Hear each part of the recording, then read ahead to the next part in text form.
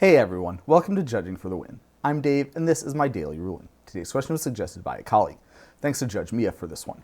Amy plays a Vincent's limit break to make Grizzly Bears a 3-2. If Grizzly Bears dies and comes back, what will its power be?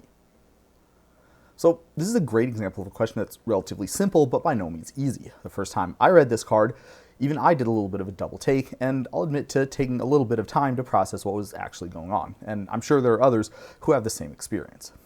Vincent's limit break does two things as it resolves. It gives the targeted creature an ability, and it creates a continuous effect that sets that creature's base power and toughness.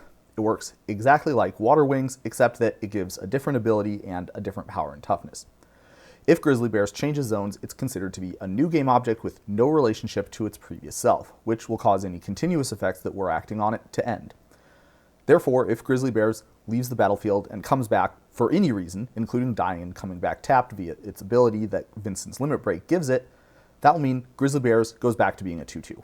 It also won't have the Vincent's limit break ability anymore, which is why this isn't an infinite mana combo with Ashnod's Altar, for example.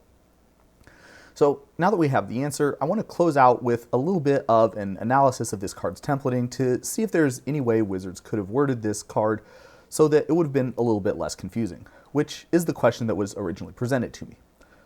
I think there would probably be a lot less confusion about the specific point of whether the PT change persisted after death if the card was worded more like Water Wings, where it says the power and toughness change first and then the ability. I don't know if there's a standard in how cards are normally templated because I could find multiple examples of each way, so I'm guessing there's another reason Wizards liked the printed wording other than just that's how we did it for Humble. If I was to hazard a guess, I'd say it's probably because referencing the chosen power and toughness so far ahead of the point in the card where you actually make that choice was also perceived as confusing by the people that they tested it on. This is just a guess though, and if anyone has any other ideas about how this card could have been worded or why the wording Wizards actually chose was chosen, I'd be interested in hearing them in the comments. But that's all I have for you today. How did you do? Join me again next time for another Daily Ruling. Until then, I hope you have a great day.